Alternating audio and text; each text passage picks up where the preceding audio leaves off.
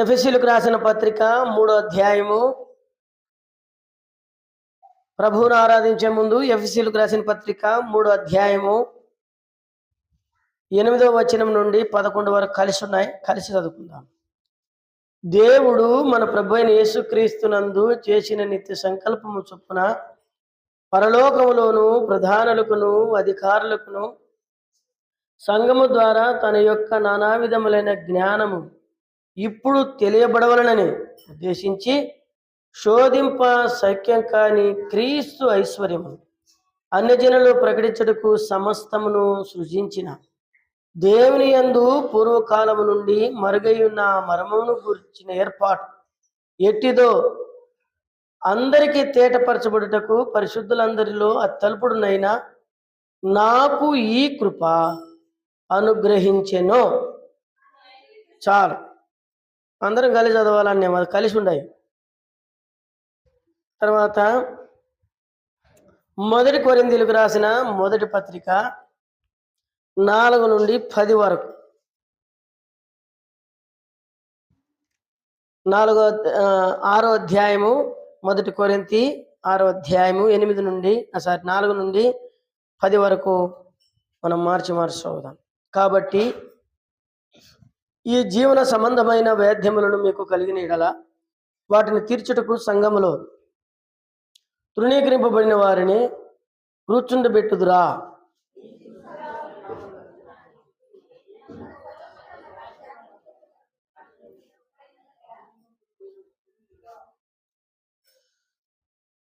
అయితే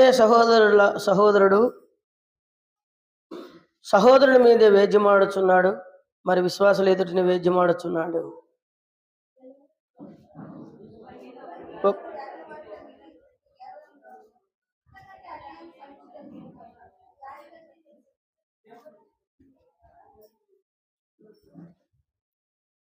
రెండవ కొరింథీ పత్రిక 6వ అధ్యాయం, 2 కొరింథీ పత్రిక 6వ అధ్యాయము 4 నుండి 10 వరకు చదువుకుందాం. 4 నుండి 10 వరకు. 2 కొరింథీ పత్రిక 6వ అధ్యాయము 4 నుండి 10 వరకు మార్చి చదువుదాం. శ్రమ యందును, ఇబ్బందులు యందును, ఇరుకుల యందును, దెబ్బల యందును, శిరసాల యందును, అల్లరిలోను, ప్రయాసంలోను, జాగరంలోను, ఉపవాసంలోను మిగుల ఓర్పు గలవారమై పవిత్రత్వను, జ్ఞానంతోను, దీర్ఘశాంతంతోను, దయతోను, పరిశుద్ధాత్మల యందు నిష్కపటమైన ప్రేమతోను సత్యవాక్యము చెప్పుట వలనను దేవుని బలము వలనను కుడి ఎడమలను నీతి అను ఆయుధములు కలిగి చదవండి. ఘనతల వలనను సుకీర్తి దుష్కీర్తుల వలన దేవుని పరిచారకులమైంది అన్ని పరిస్థితుల్లోనూ మమ్మల్ని మేమే మెప్పించుకొనిచున్నాము. మేము మోసగండ్లైనట్టు సత్యవంతులము, తెలియబడిన వారమైనట్టు బాగా తెలిసిన వారం, చనిపోబడిన వారమైనట్టు బాగా ఇదిగో బ్రతుకుచున్నాం, క్షీణింపబడిన వారమైనట్టు చంపబడుచున్నాం, దుఃఖపడిన వారమైనట్టు ఎల్లప్పుడూ సంతోషించేవారు, దరిద్రులమైనట్టు అనేకులు ఐశ్వర్యము కలిగించేవారు, ఏమీ లేని వారమైనట్టు సమస్తమును కలిగిన వారు. దేవాది దేవుడు దీవించి ఆశీర్వదించి మన వినికిడిలో ఈ మాటలను మన వినికిడిలో దీవించును గాక. ఇప్పుడు చదివిన భాగంలో క్రీస్తు యొక్క ఐశ్వర్యం, అందరు చెప్పండి. ఏం ఐశ్వర్యము? క్రీస్తు యొక్క ఐశ్వర్యం. అందరు మరలా చెప్పాలా? ఏం ఐశ్వర్యము? క్రీస్తు యేసు యొక్క ఐశ్వర్యం. చోదింప సఖ్యం కాని క్రీస్తు ఐశ్వర్యం. ఈ ఐశ్వర్యం గురించే ఇంక ముందున్న దినాల్లో మళ్ళీ వర్తమానాలు ఉంటాయి. ఐశ్వర్యం అంటే క్రీస్తు యేసును గురించిన, క్రీస్తు శోధింప సఖ్యం కాని ఐశ్వర్యవంతుడు. ఎలాంటి ఐశ్వర్యవంతుడు ఆయన? చెప్పండి. ఏం ఐశ్వర్యవంతుడు? శోధింప సఖ్యము కాని క్రీస్తు ఐశ్వర్యం. అంటే దేవుని వాక్యంలో సంగతిని దాచుట దేవునికి ఘనత, తర్వాత సంగతిని శోధించుట రాజుకు ఘనత. బాగా గుర్తుపెట్టుకొని మీరు బైబిల్ చదివేటప్పుడు ఇట్లా చదవాలి. దేవుడు తన ఘనత కోసము సంగతులన్నీ మరుగు చేసి రాశాడు. అయితే మన ఘనత కొరకు రాజు అంటే మనము ఘనత కొరకు సంగతుల్ని శోధించాల. ఏం చేయాలా? సంగతులు ఏం చేయాలి చెప్పండి? శోధించటం మనది ఘనత. దేవుడు అనేకమైన సంగతులు మరుగు చేశాడు. అయితే దేవుడి నాడు మనకు వాటిని బయలుపరుస్తున్నాడు. మనం ఎలాంటి వారం అంటే దేవుని వాక్యంలో స్పష్టంగా రాయబడింది. మనము బాలులు పశుప్రాయులు బారులు. అందుకని యేసుప్రభు అన్నాడు, ఈ సంగతులు జ్ఞానులకు మరుగు చేసి బారులకును పసిపిల్లలకును నీవు బయలుపరిచినావు. కాబట్టి క్రీస్తు ఐశ్వర్యం, ఈ ఐశ్వర్యమును మనం కూడా పొందాల. దేవుడు ఎంత ఐశ్వర్యవంతుడు తెలుసా ఎవరికైనా? దేవుడు ఎంత ఐశ్వర్యవంతుడు ఏం చెప్పకుండానే. ఇప్పుడు మన ఊర్లో ఒక 10 ఎకరాలు ఉందనుకోండి, మనల్ని మించిన ఐశ్వర్యవంతులు ఇంకెవరు లేరు. హైదరాబాదులో పొలం ఉందనుకోండి, ఏమంటాం? వాళ్ళకేమో బాగా కోటేశ్వర్లు అంటాం. ఎంత ఐశ్వర్యవంతులం, వింటున్నారా? మరి దేవుడు ఎంత ఐశ్వర్యవంతుడు? అది ప్రశ్న. దేవుడు ఎంత ఐశ్వర్యవంతుడు చూద్దాం. లేవి కాండము 25వ అధ్యాయము 23వ వచనం అందరం కలిసి చదువుదాం. భూమిని శాశ్వత విక్రమము చేయకూడదు, ఆ భూమి నాదే, మీరు నా యొద్ద కాపురమున్న పరదేశులు, మీ స్వాస్థ్యమైన ప్రతి పొలమును మరలా విడిపింపడను అట్లు దాన్ని అమ్మకునవలెను. భూమి శాశ్వత విక్రమ చేయకూడదు, భూమి నాది. భూమి ఎవరిదంట చెప్పండి? భూమి ఎవరిది? దేవుడి. భూమి ఎవరిదమ్మా? మనం అగ్రిమెంట్ ఖాతాలు రాపించుకున్నా ఎన్ని రాపించుకున్నా భూమి ఎవరిది? దేవుడు. అయితే దేవుడు మనకిచ్చినాడు. దేవుడు ఎవరికి ఇచ్చినాడు చెప్పండి అందరూ? ఏ బాబు, దేవుడు ఎవరికి ఇచ్చినాడు భూమిని? మనకిచ్చినాడు. మీరు నన్ను అయినప్పుడు చెప్పాలా, భూమి ఎవరికి ఇచ్చినాడమ్మా? మనకి ఇచ్చినాడు. రాచర్లంతా నాదే అనుకోండి, నాకు ఎంత ఆనందం ఉంటుంది కదా. ఇంత భూమి నాదే అంటామా లేదా? మరి దేవుడు ఏమంటున్నాడంటే భూమి నాది. ఇప్పుడు భూమి ఎంతుంది? ఎంతుందో చాలా పెద్ద భూమి. సరే, ఇప్పుడు ఈ భూమి ఆయనది.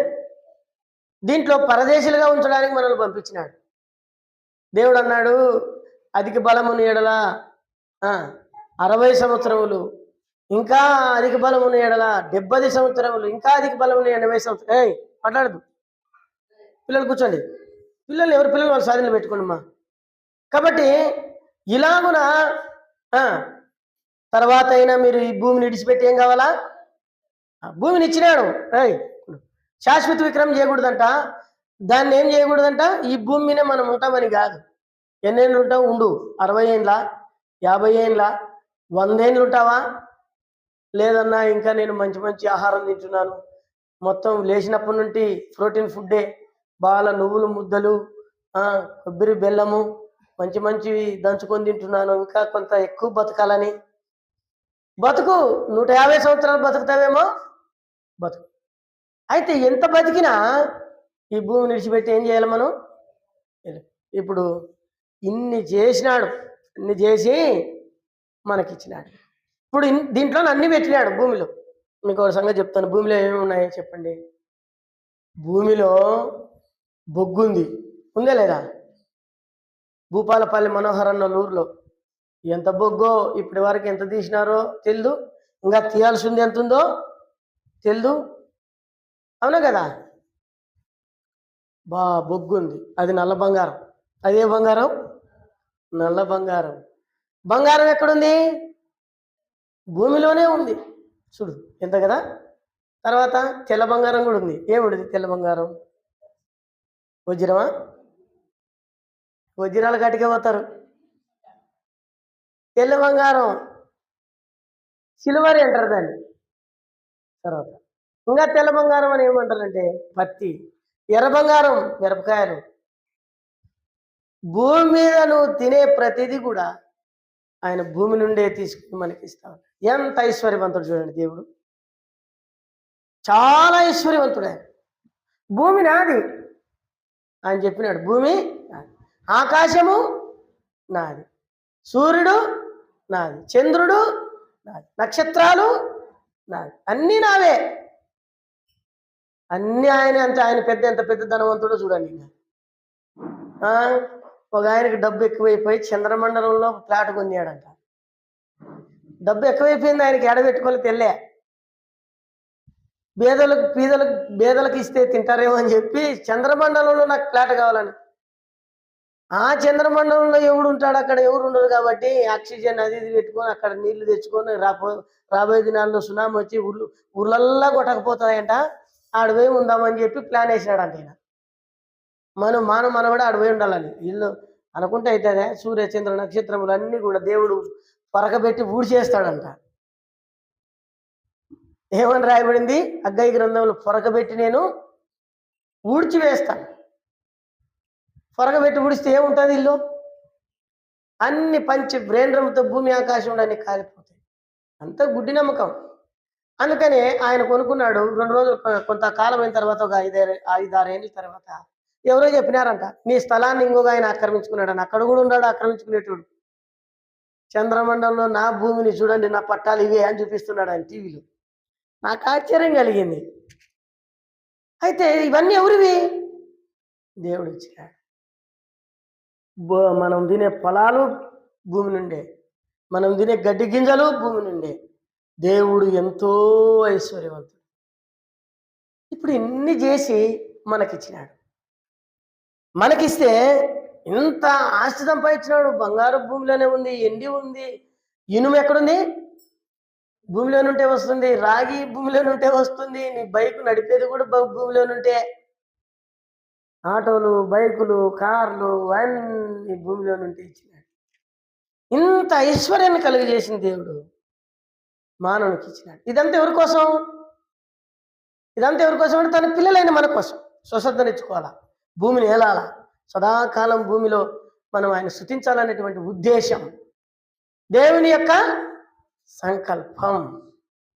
కనుక ప్రియులారా, ఇలాగున్నప్పుడు మనుషుడు ఏం చేసినాడు తెలుసా? ఈ భూమిని అంతా ఒక ఆయనకి అమ్మేసినాడు. ఏం చేసినాడు? మొట్టమొదటి మనిషిని పెడితే ఎంత కమ్మినాడు ఈ భూమిని, దేవుని మహిమను, ఇంత ఐశ్వర్యాన్ని ఎంత కమ్మినాడు చెప్తారా ఎవరైనా? ఒక్క పండు, చిన్న సింపుల్ యాపిల్ పండు కమ్మేసినాడు. చూసినారా? ఏం పండుగ? చాలా మంది దాని వృక్షాన్ని చాలా మంది యాపిల్ పండు అంటారు. యా పండు అయితే మనకి అవసరం లేదు, అది బైబిల్లో లేదు. పండితులు చెప్తారు, దాన్ని ఇలాంటి పండితులు చెప్తారు, కానీ మాలాంటి వాళ్ళు చెప్పలేరు. అయితే దేవుని బిడ్డలారా, దేవుని వాక్యంలో మనుషుడు ఏం చేసినాడంటే, ఇంత ఐశ్వర్యాన్ని మీరు అనుభవించండి అని దేవుడు చెప్పి అన్ని సృష్టించి, మీరు దీపము మంటి నూనెతో వెలిగించుకుంటే మీరు మాత్రమే కనపడతారు, ఈ ప్రపంచాన్ని వెలిగించడానికి మీ కొరకు పెద్ద జ్యోతిని చిన్న జ్యోతిని పెడతాను, పర్వతాలు పెడతాను, నీళ్లు పండించుకోవడానికి వర్షం రావడానికి మేఘాలు నిర్మిస్తాను, భూమి పర్వతాలు ఒక దగ్గరికి కదిలినప్పుడు ఆ రాపిడికి తయారయ్యేటువంటి మేఘాలు ఇవి పోయి సముద్రంలో ఉన్న నీరును ఆవిరిగా పీల్చుకొని నీ పొలం మీదికి నా పొలం మీదికి వచ్చి కురుస్తుంది. పంచభూతములు మన కొరకు సృష్టించాడు. పంచభూతములే దేవుడు కాదు, మరి అట్లా అనుకునేది చాలా మంది. దేవుని బిడ్డలు కూడా ఏమంటారంటే, ఏం మన దేవుడే రాకున్నాడు బలలో చేసుకుంటా ఒక ఆయమ్మ రొట్టె తింటుంది, అయిపోయినక్కడ ఆడ రొట్టె తింటుంది, నాకు చెప్తుంది అనమాట. ఇట్లా తినుకుంటా సగం కిందికి పారేసుకుంటా ఏం చెప్తుందంటే, అన్న వాన్ దేవుడే రాకున్నాడు అన్న అని. చూడు, ఇంక ఏమనాలా అమ్మకు మారవలసే లేదు, బల తీసుకుంటుంది అనుకున్నాను నేను. చాలాసార్లు అజ్ఞానంలో ఉంటాం. దేవుడి పంచభూతములు నీ కోసం నా కొరకు నిర్ణయించినాడు. వెదకాలము వేసకాలము నీ కొరకు నా కొరకు నిర్ణయించినాడు. కోతకాలము విత్తనం కాలము కదా, తొలకరి వర్షము కడవరి వర్షము నీ కొరకు నా కొరకు నిర్ణయించినాడు. పోయి బతకండి, పొలం దున్నుకోండి, బంగారు పంట వస్తుంది. అర్థమైందా? అన్ని దేవుడు భూమి మీద మన కోసము చేస్తే, అన్ని చేసి అనుభవించండి అని చెప్తే మనం ఏం చేసినాం చెప్పండి? సింపుల్గా అమ్మేసినాం. ఇప్పుడు ఏం చేసినాడంటే ఈ ఐశ్వర్యము పోగొట్టుకున్నారు. ఇప్పుడు ఆత్మ సంబంధమైన ఐశ్వర్యంలోనికి నా పిల్లలు రావాలి. నేనిచ్చే ఐశ్వర్యాన్ని అనుభవించాలి. ఈ ఐశ్వర్యాన్ని పోగొట్టుకున్నారు. ఇంకొక ఐశ్వర్యం నేను నా పిల్లలు పొందాలనేటువంటి ఆశ దేవునికి. అందుకని ఆయన ఈ భూలోకంలోనికి దిగు రావాల్సి వచ్చింది. అర్థమైందా మీకు? ఇప్పుడు ఆయన భూమిలోనికి దిగొచ్చే ముందు నీ కొరకు నా కొరకు అన్నీ చేసి ఆ ఐశ్వర్యాన్ని పొందాలంటే మూడొంతుల ఐశ్వర్యం ఈ భూమిని పొందాలని దేవుని ప్రణాళిక. మొట్టమొదటిది చెప్తాను చూడండి, బాగా గుర్తుపెట్టుకోండి, భూ సంబంధమైన ఐశ్వర్యం. ఇక్కడ కూడా మనం ఎట్లుండాలి చెప్పండి? ఐశ్వర్యవంతులుగా ఉండాలి. మీరు ఐశ్వర్యవంతులుగా ఉండేదానికి ఒక రహస్యం ఉంది.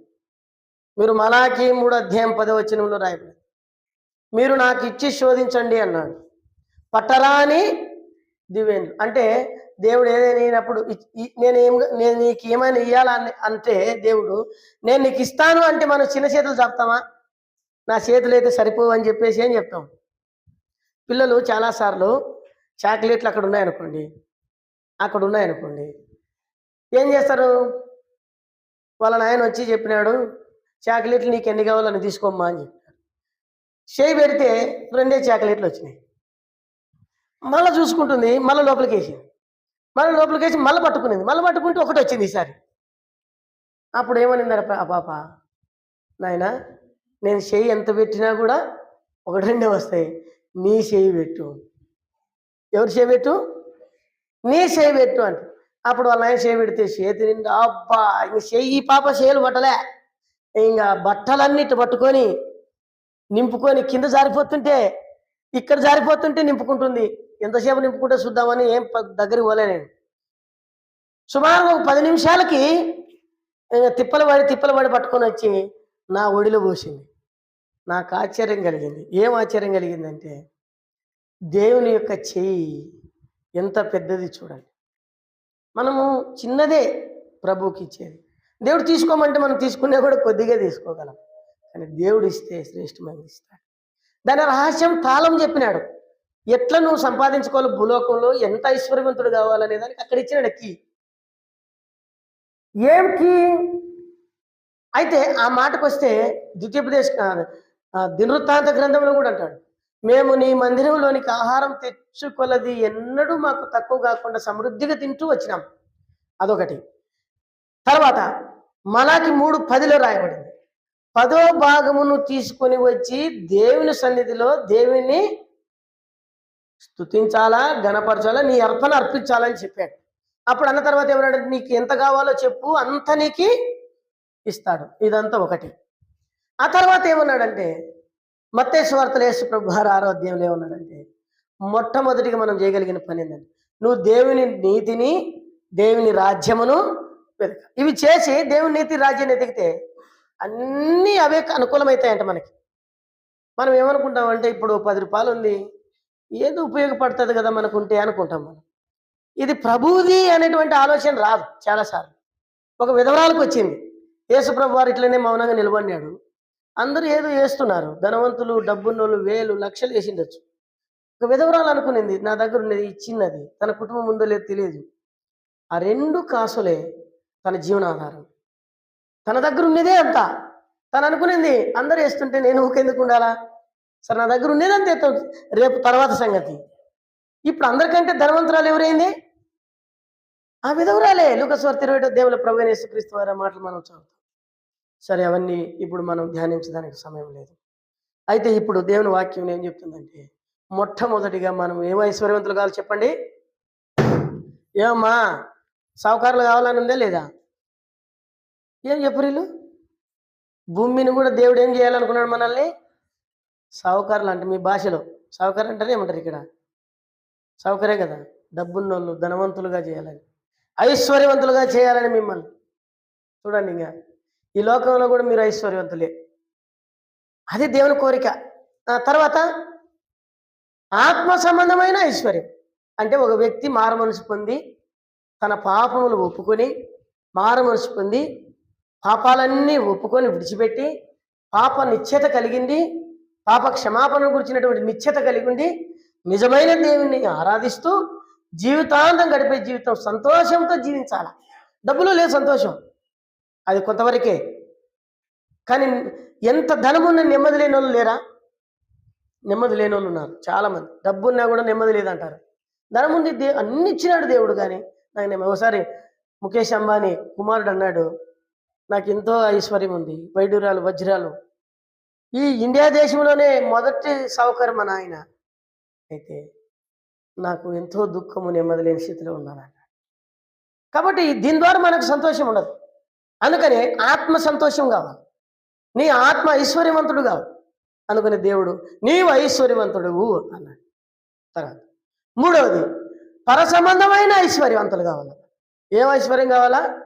ఎఫెసీ పత్రిక 1వ అధ్యాయం 3వ వచనంలో అన్నాడు, ఏమన్నాడు? మన ప్రభు అయిన యేసుక్రీస్తునందు పరలోక విషయములో ఆత్మ సంబంధమైన ప్రతి ఆశీర్వాదం. ఏ ఆశీర్వాదం అంట? ప్రతి ఆశీర్వాదం. ఎన్ని విధాలుగా ధనవంతులు కావాలా? మీకు చాలా విషయాలు చెప్పాలని ఉంది, కానీ రాబోయే దినాల్లో చెప్తాను. అయితే ప్రియులారా, మొట్టమొదటిది భూమి మీద ధనవంతులుగా కావాలి. దేవుని బిడ్డలు ఎప్పుడు దరిద్రులుగా ఉండేదానికి ఇష్టపడ్డారు. దరిద్రులైన వాళ్ళని ఐశ్వర్యవంతులుగా చేయాలని దేవుని ఉద్దేశం. మన నిమిత్తమే ప్రభు ఏమైనాడు? దరిద్రుడైనాడు. ఐశ్వర్యవంతుడు నీవు దరిద్రుడు ఉండగా నీ కోసం ఐశ్వర్యవంతుడు తన ఐశ్వర్యాన్ని విడిచిపెట్టి ధనవంతుడై ఉండిన యేసయ్య దరిద్రుడిగా ఈ లోకంలోనికి వచ్చాడు. భూమి మీద నీవు త్రాగుడులో, పాపములో, జూజంలో జీవించి చచ్చిపోతే ఆయనకి సంతోషం లేదు. రూపాయికి రూపాయి దాచిపెట్టుకుని ధనవంతుడు కావాలి. ఆ రూపాయికి రూపాయలు పావుల దేవునిది, 10 రూపాయల రూపాయి దేవునిది. అలాగను నువ్వు దీవించబడాలి. నువ్వు వర్ధిల్ల కొలది దేవునికి ఇవ్వాలి. అది ఐశ్వర్యం. తర్వాత ఆత్మీయంగా రక్షించబడే ఐశ్వర్యం. మూడవది పరలోకంలో ప్రభుతో ఉండేటువంటి ఐశ్వర్యం. అక్కడ వెళ్ళిన తర్వాత ఎంత ఐశ్వర్యం ఉందో అది నువ్వు చూస్తాం. మనం ఆయన ఎంత ఐశ్వర్యవంతుడో మనం అనుభవిస్తాం. ఇప్పుడు చూడండి, ఇలాగున ప్రభు అయిన దేవుడు నిన్ను నన్ను రక్షించుట కొరకు ఐశ్వర్యవంతులుగా. మనం ఏం చేస్తున్నామంటే, మనం ఎందుకు పేదవాళ్ళం అవుతున్నాం? రహస్యం తెలుసా మీకు? ఎవరికైనా వింటున్నారా? మనం ఎందుకు ఐశ్వర్యవంతులు కాలేకపోతున్నాం? ఎవరికైనా తెలుసా? ఏం చెప్పారు చూడి. మనం ఎందుకు ఐశ్వర్యవంతులు కాలేకపోతున్నాం అంటే, మనం భూ సంబంధమైన వాటి మీదే మనసు ఉంటుంది, కానీ మిగతా వాటి మీద ఏముండదు.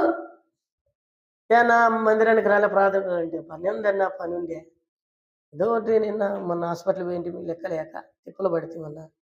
ఇదే ఆలోచిస్తున్నాం కనుక 2 ఆశీర్వాదాలు మనం పోగొట్టుకునే ప్రమాదం ఉంది. అయితే బైబిల్ గ్రంథంలో ఒక వ్యక్తి అబ్రహాం బహుధనవంతుడు అని రాయబడింది. మీరు ఊకి చెప్తా, అట్లయితే మీకు అర్థమవుతుంది. అబ్రహాము పశువులు గల 13వ అధ్యాయం 2వ వచనంలో ఆదికాండంలో పశువులు గల వెండి బంగారములు గల బహుధనవంతుడై ఉండేనో అని రాయబడింది. భూమిలో ఎవరు ధనవంతుడంట? బహుధనవంతుడు. తర్వాత యాకోబు గొర్రెలు మేకలు గల బహుధనవంతుడై ఉండేను అని రాయబడింది. ఆ తర్వాత ఈసాకు ఆ దేశమందు ఉన్నవాడై 100 ఫలము పొందేను అని రాయబడింది. సరే, ఇప్పుడు ఈసాకుకి ఎవరెవరు పుట్టినారు?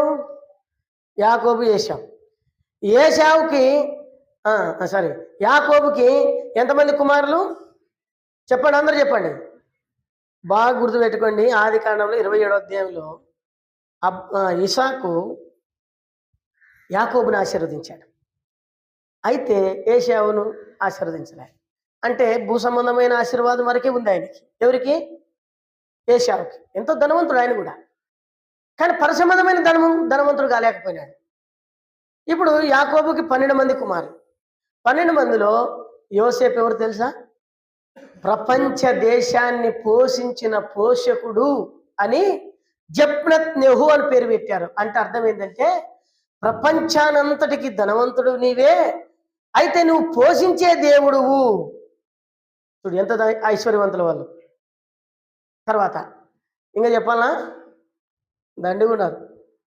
యోబు, నోవాహు బహుధనవంతుడు. భూమి అంతా నీళ్ళలో కొట్టుకొని అంత నాశనం అయిన తర్వాత వాళ్ళకి మిగిలిన ఆస్తి అంతా ఎవరు చేయింది? వాళ్ళదే. ఇంకా కొండలు తీసుకుంటావు తీసుకో, ఈ పొలం దున్నుకుంటావో దున్నుకో, అంతా నీదే. 8 మందిదే. ఆయన ధనవంతుడు. యోబు తూర్పు దేశములలో అతని వంటి ధనవంతుడు ఆ దేశములలో ఒక్కడైనను లేడు. అతడు యెహోవాయందు భయభక్తులు కలిగిన వాడు, బహు ఐశ్వర్యవంతుడు. ఎవరు? యోబు. కొత్త నిబంధనలో కూడా ఉన్నారు ఐశ్వర్యవంతులు, అది మనం ఇప్పుడు చూడం. అయితే ఇలాంటి ధనవంతులైనారు. తర్వాత పాప క్షమాపణ పొందిన ధనవంతులైనారు.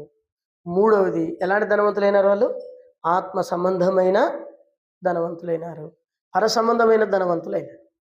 ఇప్పుడు దేవుడు మనల్ని ఎప్పుడు బికారులు కానీ బీదలుగా పెట్టాడు. ఎప్పుడు మనం తప్పు అడుగులేస్తాం. గుర్తుపెట్టుకోండి, అందరు గుర్తుపెట్టుకోండి, ఎప్పుడు కానీ ప్రాణం పోయిన అప్పు చేయొద్దండి. ప్రాణం పోయినా చేయకూడదు వాక్యానుసారంగా. అదే వాక్యం చెప్పేది, నీతో కలిగి ఉన్న వాటితో తృప్తి కలిగి ఉండు అంటాడు. పక్షులను చూసి నేర్చుకోండి అన్నాడు. 37వ అధ్యాయం కీర్తన గ్రంథంలో ఒక మాట ఉంటుంది, 27వ వచనంలోనే ఏమనుకుంటా. అక్కడ ఏముంటుందంటే, భక్తిహీనులు అప్పు చేసి కట్టక చేత కాకుంటారంట. వాడు దేవుని బిడ్డకు అనే కాదంట. చాలా వాక్యాలు దేవుని వాక్యంలో రాయబడ్డాయి. చదువునా ఉందే మాట. దేవుని బిడ్డలు ఐశ్వర్యవంతులుగా ఉండాలి, అప్పు ఇచ్చే వాళ్ళగా ఉండాలి, కానీ అప్పు చేసే వాళ్ళగా ఉండకూడదు. మరి ఇప్పుడు చేసినాం కదన్నా అంటే, ఇప్పుడు తొందరగా కట్టండి. ఇప్పుడు దాకా అప్పుల్లో ఉన్నాం కదన్నా అంటే, ఇప్పుడు తొందరగా కట్టండి. ఇంకా ఇక ముందు మానుకోండి. మనం ఐశ్వర్యవంతులు, అప్పు ఇచ్చేవాళ్ళం. అప్పు తీసుకునేవానికి అప్పు ఇచ్చేవానికి దాసుడు అవుతాడు. అవునా కదా? యేసుప్రభు చెప్పినాడు. చదువునా మాట 21. భక్తిహీనులు అప్పు చేసి తీర్చకుందరు. పోయి అప్పులలో అడిగితే ఏమంటారు తెలుసా? కట్టాలనే ఉంది కానీ ఫ్యాన్ తిరగలే అంటారు.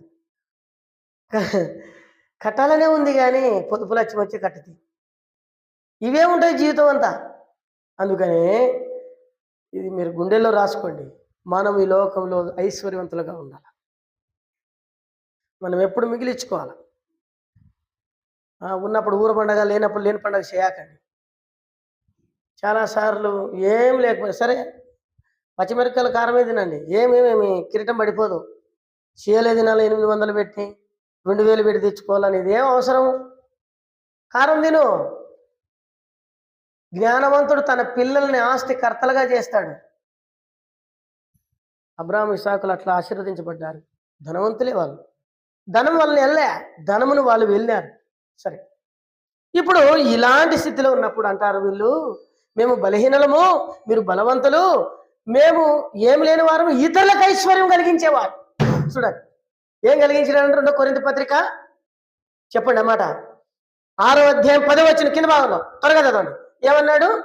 మేము ఇతరులకి ఐశ్వర్యము ఏమి లేని వారమై ఉండి అనేకులకు ఐశ్వర్యం కలిగిస్తున్నాం. ఏం ఐశ్వర్యం అంటే క్రీస్తు యేసు కలిగినటువంటి ఐశ్వర్యం. ఆయన కలిగి ఉన్నట్టు ఐశ్వర్యం.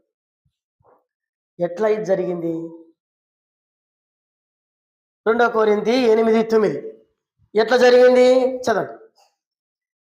చదవాలా, మీరు స్పీడ్గా చదవాలా. మీరు మన ప్రభువైన యేసుక్రీస్తు కృపను ఎరుగుదురు కదా, ఆయన ధనవంతుడైంది, మీరు తన దారిద్ర్యం వల్ల ధనవంతుడు కావాలనని ఆయన మీ నిమిత్తము దరిద్రుడు, ఆయన ఐశ్వర్యవంతుడే. ఆయన ఎంత ఐశ్వర్యం! భూమి అయింది, ఆకాశం అయింది, సముద్రం అయింది, అన్నీ ఆయనవే. ఆయన ఎంత పెద్ద దేవుడు తెలుసా? రాచర్లను ఉండే దేవుడు కాదు ఆయన, ఇక్కడ వరకు ఉండే దేవుడు కాదు ఆయన. ఈ భూమి అంట జానతో కొలుస్తాడంట. ఆయన జాన ఎంత పెద్దగా ఉందో ఎవరు చూసినారు? ఇంక చెప్పండి. ఆయన పాదం పెట్టుకున్న పాదం, ఆకాశం ఆయన సింహాసనం, ఆకాశం ఎంత పెద్దగా ఉంది ఎవరికి తెలియదు. దాన్ని ఇంతవరకు కనుగొన్నటువంటి శాస్త్రవేత్తలు కూడా లేరు. ఒక్క గెలాక్సీ కనుగోగలిగారు. కొన్ని వేల గెలాక్సీలు ఉన్నాయి. భూగోళం లాంటి గోళాలు 8 ఉన్నాయి. సూర్యుళ్ళు వెలుగులు 80 ఉన్నాయి. కానీ భూమిలో మానవునికి మనుగడ కొరకు ఒక్కటే ఇచ్చినాడు.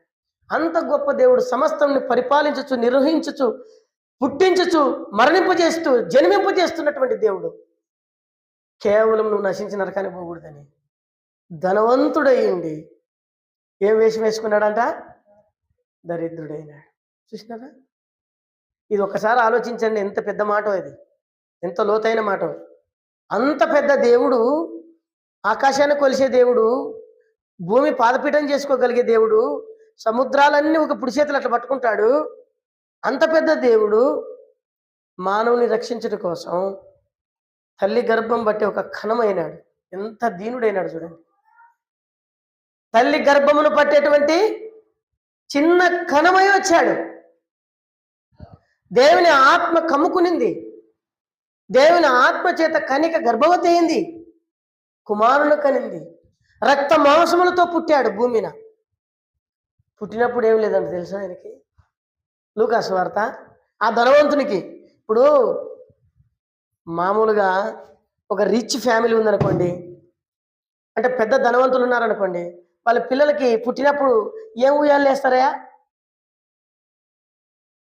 ఏం చెప్పరే? ఏం చెప్పరు? ఎట్లా ఎట్లా కాడ పెడతారు? అవసరమైతే హాస్పిటల్ కూడా ఇంట్లోకి తెచ్చి పెట్టుకుంటారు వాళ్ళు. అవును కదా? గంటకి ఒక ఆయన, ఒక ధనవంతుడంట, గంటకి 50,000 అంట పిల్లల్ని చూసుకునేదానికి. నా కుమారుడు పుట్టినాడని. ఆయన ఎంత ధనవంతుడో! అంటే ధనవంతుడు తన స్థాయిలోన చేయగలుగుతాడు. అయితే ఈ ధనవంతుడు జన్మించినప్పుడు ఎట్లా జన్మించినాడంట? 2వ అధ్యాయం లూకాసు వార్త 7వ వచనం చదవండి. ఈ ధనవంతుడు ఎట్లా వచ్చినాడో చూడండి. గట్టి చదవాల. తన తొలిచూల కుమారుని కని పొత్తి గుడ్డలతో చుట్టబడి, ఏం లేదంట ఆయన పుట్టినప్పుడు? స్థలం లేదు. ఏం లేదు చెప్పండి ప్రియులారా, అందరు చెప్పండి. ఏం లేదు? స్థలం లేదంట. ఆయన పుట్టినప్పుడు ఏం లేదు? ఏమ్మా ఏం లేదు? స్థలం లేదు. మనం పుట్టినప్పుడు స్థలం ఉంది లేదా? మనం పుట్టినప్పుడు స్థలం ఎక్కడో ఇండ్లలోనే పుట్టినాము. ఇప్పుడు మన పిల్లలంతా హాస్పిటల్లోనే పుడుతున్నారు. బుద్ధి మారలేదానికి ఈయన మక్క మీద నీళ్ళు ఎవడు చల్లేయడం అని తిడుతుంటారు. ఆ పొద్దు ఆ పనికి మాలినోడు నీళ్ళు చల్లేందుకు అదే బుద్ధిలే వచ్చినాయి నీకంటే. నీళ్ళు చల్లితే రావు, ఏం చల్లితే రావు, తల్లిదండ్రులు జీన్స్ని బట్టి వస్తాయి. సరే, ఇప్పుడు యేసయ్య పుట్టినప్పుడు ఏం లేదంట? స్థలం లేదు. ఎవరో పాతగుడ్డ, బరిగొడ్ల కాడ ఎట్లాంటి గుడ్డ ఉంటారు చెప్పండి అమ్మా? పశువులు పాకలో ఎట్లాంటి గుడ్డ? పెండను తుడిసే గుడ్డ ఉంటుంది. ఇంక వేరే గుడ్డ ఏముంటుంది ఆడ? పొత్తి గుడ్డ, పనికిరాని గుడ్డ, బలహీనమైన గుడ్డ. ఆ పశువుల యొక్క గంధము, ఆ సుగంధము, అదంతా మానవ జీవితానికి సాదృశ్యం. మన పాపపు రోత, మన పాపపు రొచ్చు, మన పాపపు అలవాట్లు, పాపపు జీవితంలోనికి ఆయన రాగలిగాడు. మనం ఇప్పుడు ఏం చేస్తున్నాం? స్నానం చేసి ఒక బాటిల్ కాకుండా 4 బాటిల్ సెంటు కొట్టుకొని, ఇది బాగుందంటే అది కొనుక్కొని, అది బాగుందంటే ఇది ఎన్ని కొనుక్కొని ఎన్ని సెంట్లు కొట్టినా మన జీవితం రొచ్చు, మన జీవితం అంతా సుగంధమా? కాదు. అది మన జీవితానికి సంకేతం. తాత్కాలికం, కొద్ది వరకే ఉపయోగపడి. ఎంత కొట్టినా ఏమొస్తుంది? మట్టి వాసనే వస్తుంది, కానీ సుగంధం రానే రాదు. 1 గంట, 2 గంటలు, 3 గంటల తర్వాత దుర్వాసనే. అది మానవ జీవితం. ఇలాంటి దౌర్భాగ్యమైనటువంటి మానవునికి దేవుడు పుట్టినప్పుడు ఏమి లేదంట? అందరు చెప్పండి. ఏమి లేదు? తలవాల్చుటకు ఇలా. ఏం మీకు పాట రాదా?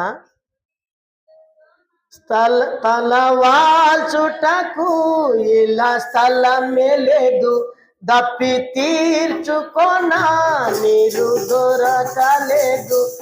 తలవాల్చుటకు స్థలమే లేదు, దప్పి తీర్చుకోనా లేదు.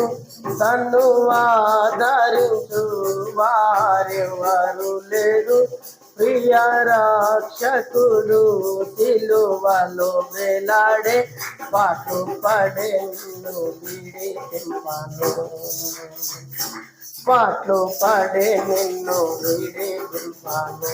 వేదనరు నిరూపము ధరించి, ఎట్లు రాజుని చెంత నిలచే, అంగీకారించుమాయన, అంగీకారించుమాయన. చాలు. కాబట్టి దేవుని వారలమైనటువంటి మనం ఆయన ఏమీ లేనివాడుగా తలవాల్చుకోవడానికి కూడా ఏమి లేదంట. మత్తయి సువార్తలో మాట అన్నాడు, 20వ అధ్యాయం 28వ వచనం. ప్రభు చెప్పినాడు, అడిగినాడు ఒక ఆయన వచ్చి, నేను నిన్ను వెంబడిస్తా ప్రభువా అంటే ఆయన అంటాడు, చదవండి, నా వెనక వచ్చి ఏం చేస్తారయ్యా? సేవకునికి వచ్చి ఏముంది చెప్పండి? ఎవరు పెడితే తినాలా, లేకుంటే లేదు.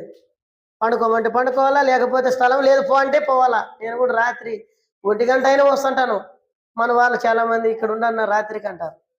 అక్కడ ఉండేదానికి కాదు, చిన్న చిన్న రూములు, కుటుంబం ఉంటుంది, వాళ్ళకి మధ్యలో మనం ఇబ్బంది, లేచి నీళ్ళు ఇవ్వండి, అది ఇవ్వండి, ఇది అండి అని. ప్రభు కూడా తలవాల్చుకోవడానికి ఏం లేదు చెప్పండి. అందరూ వింటున్నారా? వెనక కుర్చీలో కూర్చున్న వాళ్ళు తలవాల్చుకోవడానికి ఏం లేదంట స్థలం. నక్కలకి స్థలం ఉన్నాయి అంటే ఏంది? నక్క అంటే ఏంది? వేషధారణ, పాపము, శరీరము, చెడ్డ అలవాట్లకి ఏముంది? స్థలం ఉంది. లోకముకు లోకాల అంత గొప్ప ఐశ్వర్యవంతునికి భూమి మీద స్థలం లేదు, కానీ తలవాల్చుకోవడానికి కూడా స్థలం లేదంట. అందుకని వాక్యంలో ఏమవుతుంది? లూకా సువార్త 21వ అధ్యాయం 37వ వచనంలో యేసు ప్రభుని గురించి రాయబడిన మాటలు ఏం తెలుసా?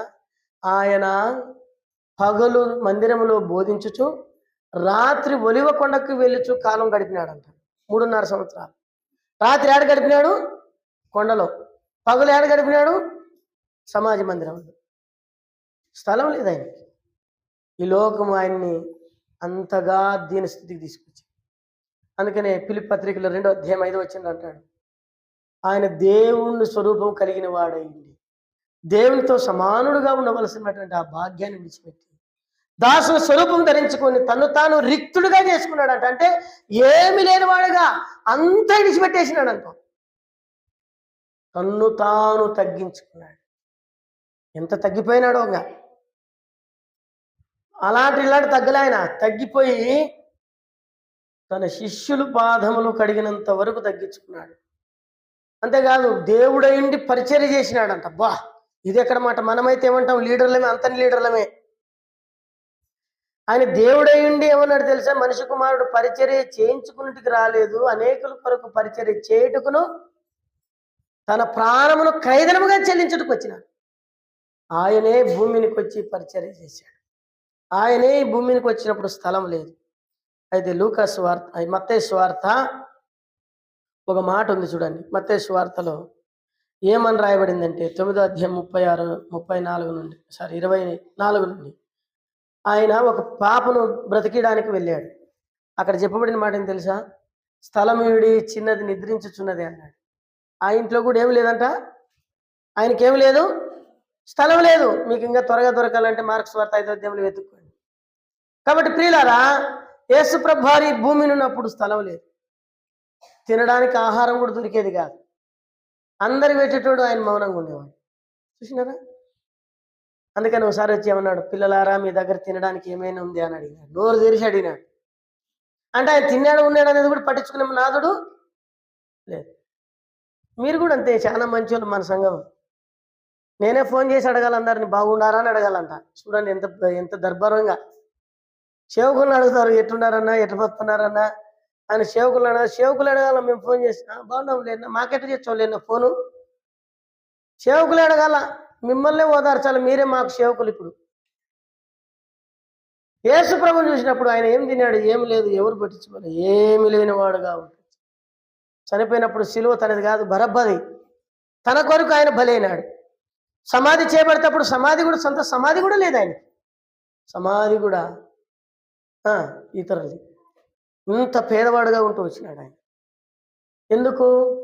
ధనవంతుడై ఉండి యేసయ్యా దరిద్రుడై ఇలా పుట్టాడయా. ధనవంతుడై ఉండి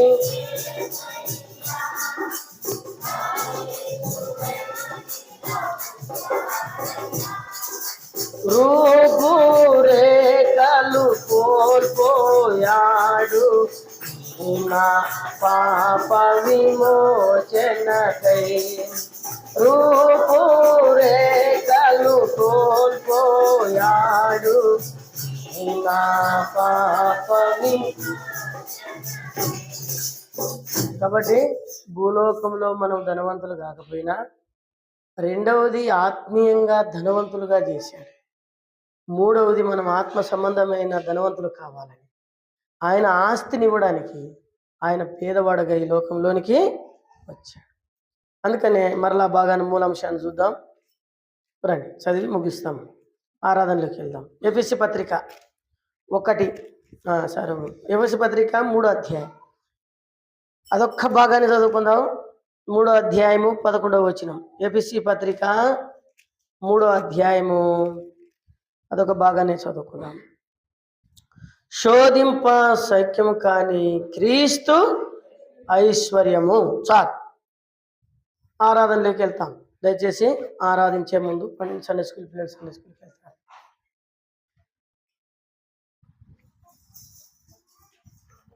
పాఠ సంఖ్య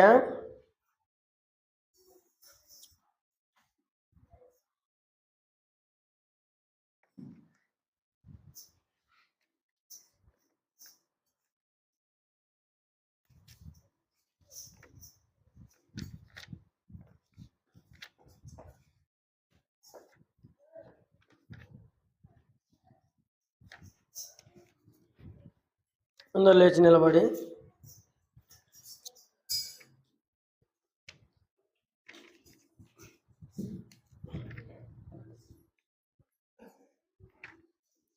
ప్రేమ డంక అనే పాట ఉంటుంది, చూడండి.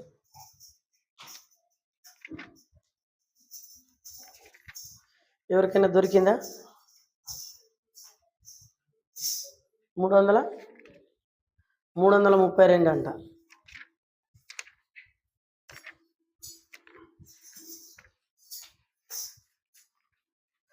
332.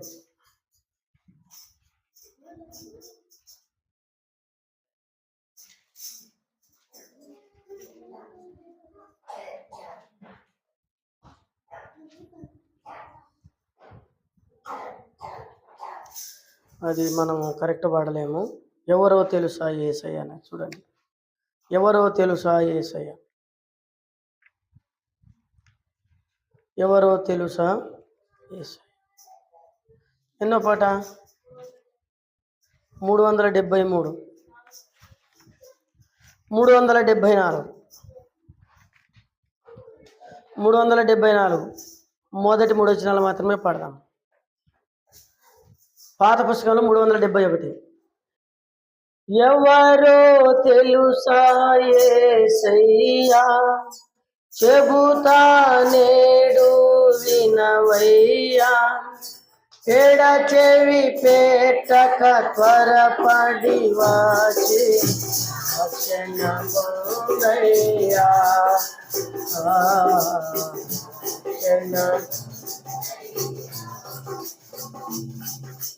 దేవాది దేవుడు యేసయ్యా, మానవ జన్మతో వచ్చాడయ్యా. దేవాది దేవుడు యేసయ్యా, మానవ జన్మతో వచ్చాడయ్యా. మరణించాడు మరి లేచాడు, నా పాప విమోచనకై.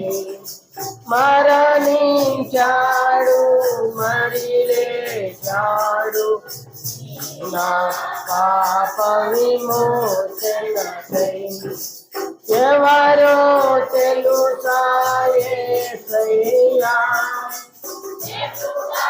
నేడు వినవయ్యా, పేడ చెవి పెట్టక త్వరపడి వచ్చి రక్షణ పొందయ్యా. రక్షణ ధనవంతు యేసయ్యా, మా ఇలా పుట్టాడయా. ధనవంతు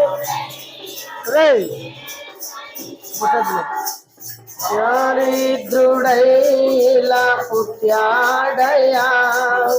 రూపురేఖలు కోల్పోయాడు నా పాప విమోచనకై. పడండి. కోల్పోయాడు నా పాప విమోచనకై. ఎవరో తెలుసా యేసయ్యా, చెబుతా నేడు వినవయ్యా.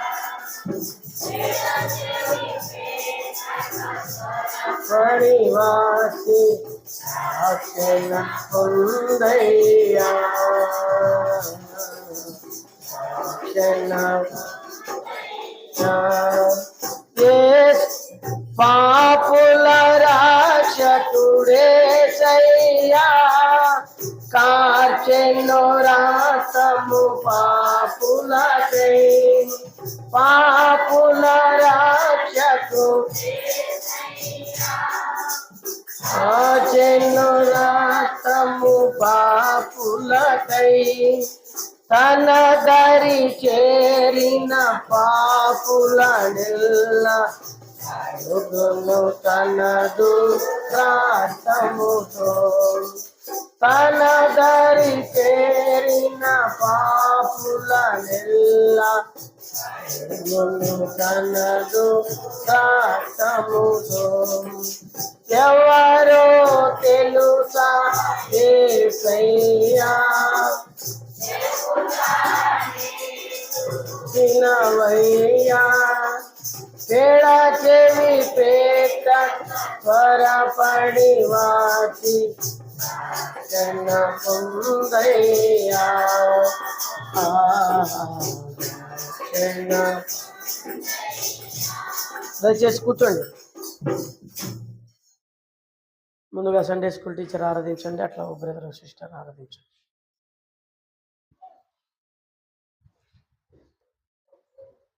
చేరిటీ